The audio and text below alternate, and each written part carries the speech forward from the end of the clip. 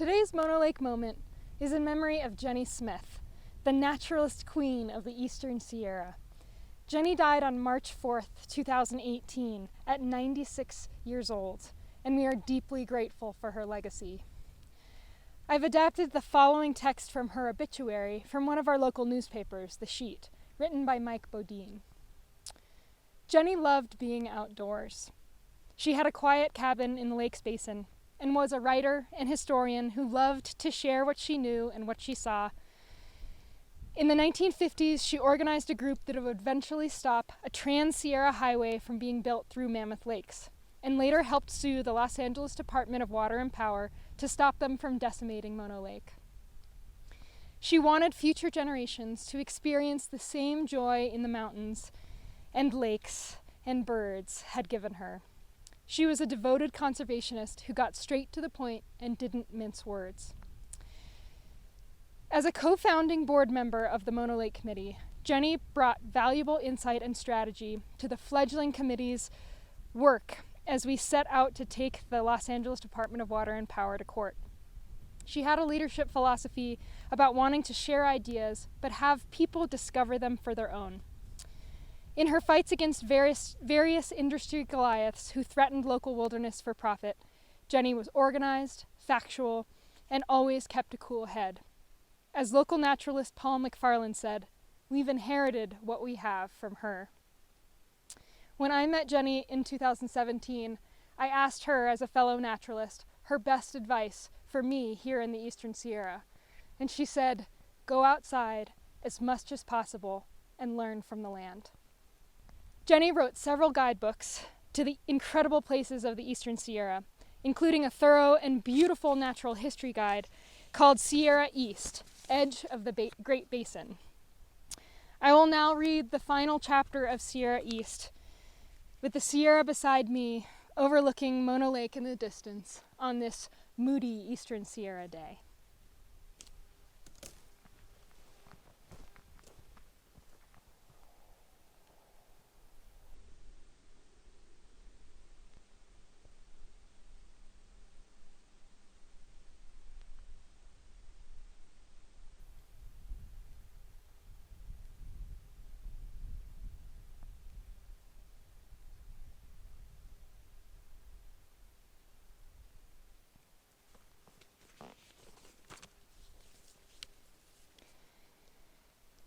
In these pages, we have introduced you to the Eastern Sierra, a region where desert valleys of long summers and snow-spangled mountains of long winters lie side by side, a land of immense views and overarching sky, where 500-million-year-old folded rocks and the 100-million-year-old granites that shouldered them aside are on dramatic display, where Earth's crust has moved and continues to move up, down, and horizontally, lifting the mountains and dropping the valley floors, where the red cinder cones, pale gray pumice, and steaming hot springs speak of long past violent eruptions, where the Sierra crest towers a mile, even 2 miles, above its adjacent desert valleys, an arid land where plants and animals must survive intense sun, blazing heat, freezing cold, and little water.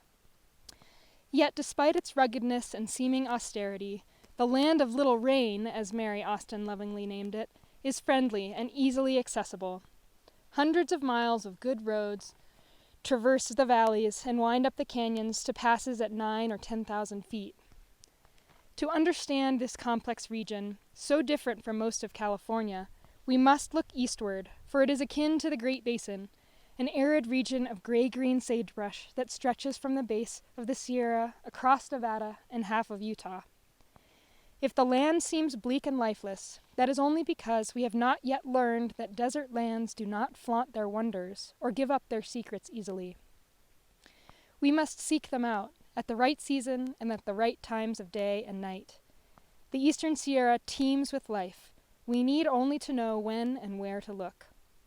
We may never see valley wildflowers, great swaths of yellow and white, if we come only in July and August. Ground squirrels frequent campgrounds at any time of day, but most other mammals are secretive, leaving their hiding places only at dawn or dusk. Some animals are active only at night, others only at certain seasons. Desert mammals know that the best place to be on a hot summer day is in the shade or underground. We may never see them at all unless we learn something about their habits. When do they feed and hunt? What is their food and where do they find it? Where do they go for water? When and where do flowers bloom? Where do birds nest and when do they migrate? Where are the springs and ponds and wet meadows? For life of all kinds thrives in wetlands. It takes time to ferret out the secrets of this land and its creatures, maybe a lifetime. Each season brings its wonders. Spring and fall days are a joy, the air crisp and the sun warming. Summer's crowds are absent, the pick of the campground is yours. Winter, too, has many glorious sunny days. Never are the mountains more dramatic than after a winter storm, when snow banners fly from the high ridges. Many animals will have migrated away or are hibernating underground, but not all of them. The valleys will have surprising numbers of birds, such as hawks, that have migrated south from their breeding grounds. Much of the Eastern Sierra belongs to all of us. It consists of federal land managed by the U.S. Forest Service or the Bureau of Land Management. These lands support a little mining. The large, productive mines were mined out years ago. Some logging, although trees such as lodgepole and pinyon are not suitable for timber, and grazing that dates back well over 100 years. Much of the land is managed for recreation, camping, hiking, fishing, sightseeing, cycling, skiing, and snowboarding, and a long, narrow strip of magnificent wilderness straddles the Sierra crest. What is the future of this dramatic, colorful, starkly beautiful Eastern Sierra? When our great-grandchildren come camping and hiking, will there still be mountain meadows, native fishes, eagles, bluebirds, wild sheep? We will pay attention to scientific studies that tell us what is happening to our lands and how to care for them. There are encouraging signs that more and more of us do care about our lands and the wild things that live there. Encouraging signs that we are learning to walk softly, to think of meadows, forests, as gardens that we would no more trample than we would our own front yard. Encouraging signs that more and more of us are aware that the world is a very small planet, a wondrous creation inhabited by plants and animals so numerous that we don't yet know them all. Aware that since we alone have the power to annihilate our fellow creatures, we have all the more reason to assume responsibility for the welfare of the wild things that are here on earth along with us, throughout the world as well as here at the edge of the Great Basin. Thank you, Genny. We continue to draw on your strength and reverence for the earth as we work to protect Mono Lake.